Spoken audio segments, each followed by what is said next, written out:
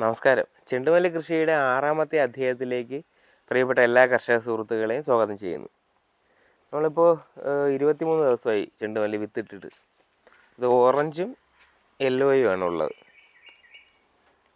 നമ്മൾ പറിച്ചിടാൻ സമയമായി. അപ്പോൾ ഈ ഭാഗത്തിൽ കാണിക്കുന്നത്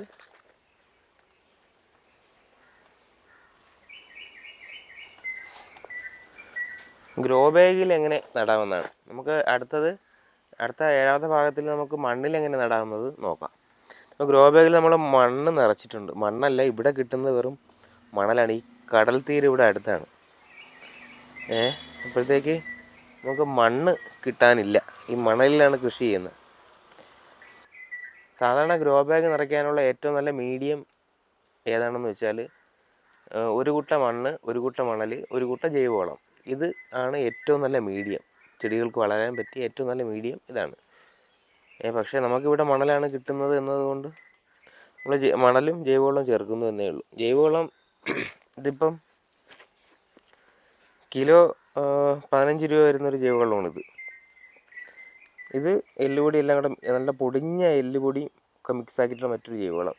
നമ്മളൊരു 200 ഗ്രാം വീതം ഒരു ഗ്രോ ബാഗിൽ ചേർത്ത്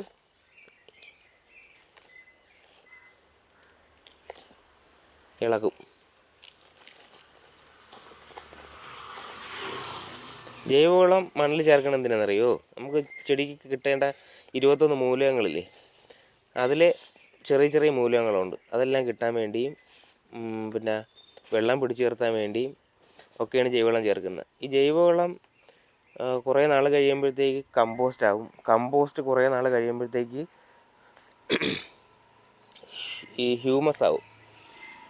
ഇതെങ്ങനെയുണ്ട്? തൈ സൂപ്പർ തൈ അല്ലേ?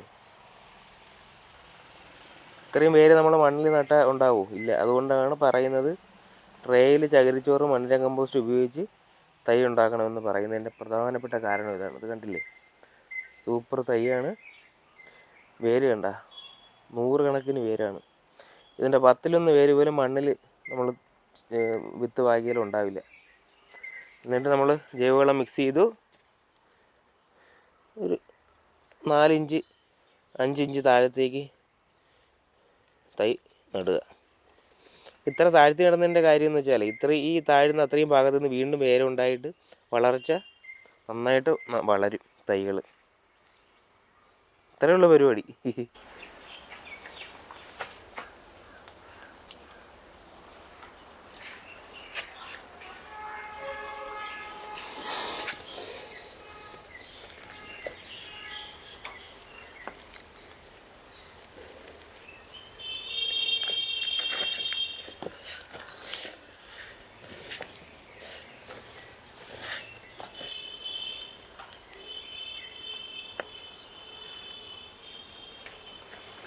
തൈ നട്ടിട്ടൊന്ന് നനയ്ക്കാൻ മറക്കണ്ടേ.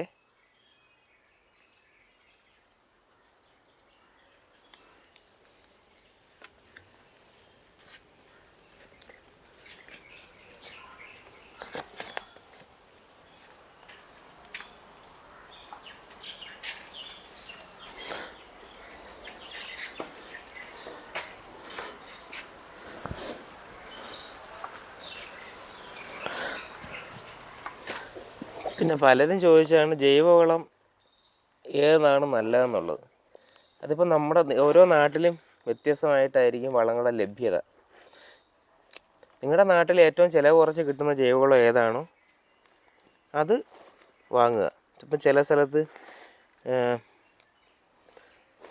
കോഴിക്കാഷ്ടമായിരിക്കും ഏറ്റവും ചിലവ് കുറഞ്ഞ വളമാണ് കോഴിക്കാഷ്ടം. അപ്പോൾ അത് കിട്ടുമെങ്കിൽ കോഴിക്കാഷ്ടം നേരിട്ട് നമുക്ക് ചെടിയുടെ ചോട്ടിൽ പ്രത്യേകിച്ച് പച്ചക്കറി ചോട്ടിൽ ഇടണ്ട. കാരണം ചൂടുണ്ടാവും. അതിന് നമ്മൾ വെയിലും മഴയും ഏൽക്കാത്തൊരു സ്ഥലത്ത് കൂട്ടിയിട്ടിട്ട് ചെറിയ നന കൊടുക്കുക. അത് ഒരു 1-2 ആഴ്ച കൊണ്ട് എന്താവും, കമ്പോസ്റ്റിംഗ് പ്രക്രിയ നടക്കും. സൂക്ഷ്മജീവികൾ പ്രവർത്തിച്ചിട്ട് കമ്പോസ്റ്റ് ആവും. എന്നിട്ട് നമുക്ക് ഇതിൻ്റെ ചുവട്ടിൽ കൊടുക്കാൻ പറ്റും. നേരിട്ട് കൊടുക്കാതിരുന്നാൽ മതി. ചില സ്ഥലത്ത് പച്ചച്ചാണകം കിട്ടും. പച്ചച്ചാണകം നല്ല വളമാണ്. ഉണക്കച്ചാണകത്തിനേക്കാളും പച്ചച്ചാണകമാണ് സസ്യങ്ങൾക്ക് ഏറ്റവും ഉപകാരമുള്ളത്. ഉണക്കച്ചാണകം അതിലുള്ള മൂലകങ്ങളെല്ലാം എന്ത് ചെയ്യും, ആവിയായിട്ട് നഷ്ടപ്പെടും. പക്ഷെ പച്ചച്ചാണകം ഒരു കട്ടി കുറച്ച് നമ്മൾ ചെടിയുടെ ചോട്ടിലിട്ട് കൊടുത്താൽ അതിന് ചെടിക്ക് ഒരുപാട് മൂലകങ്ങൾ കിട്ടും. പിന്നെ ഈ ജൈവവളം കുറേ നാൾ കഴിഞ്ഞ് ഞാൻ നേരത്തെ പറഞ്ഞില്ലേ, അഴുകുമ്പോഴത്തേക്ക് എന്താ സംഭവിക്കുക? കമ്പോസ്റ്റ് ആവും. കമ്പോസ്റ്റ് കുറേ നാൾ കഴിയുമ്പം ഹ്യൂമസ് ആവും. ഹ്യൂമസ് എന്ന് പറയുന്നത് കറുത്ത പൊന്നാണ്. വേരിൻ്റെ വളർച്ചയ്ക്കൊക്കെ ഏറ്റവും കൂടുതൽ വേണ്ട സാധനമാണ് ഹ്യൂമസ്. ഹ്യൂമസിൽ നിന്നാണ് ഹ്യൂമിക് ആസിഡ് ഉണ്ടാകുന്നത്, ഫൾവിക് ആസിഡ് ഉണ്ടാകുന്നത്.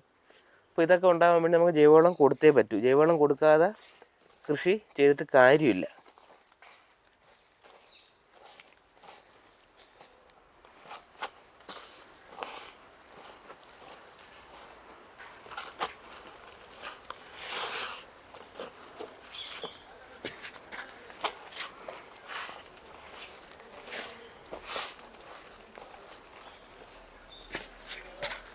പച്ചച്ചാണകം ഒഴിക്കുമ്പോൾ ശ്രദ്ധിക്കേണ്ട കാര്യം, തണ്ടിൽ തട്ടാതെ ചുറ്റും കട്ടി കുറച്ച് ഒഴിക്കുക.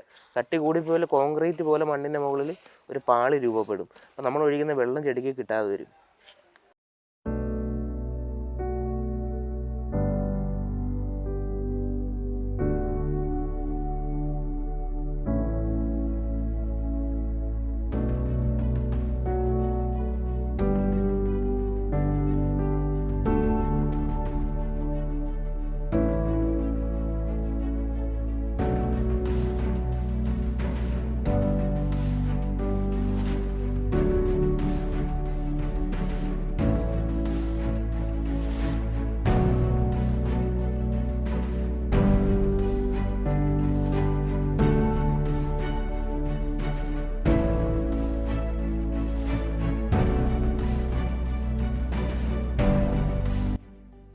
ഓക്കെ, സംശയങ്ങളൊക്കെ ചോദിക്കുക, മറുപടികൾ തരുന്നതാണ്.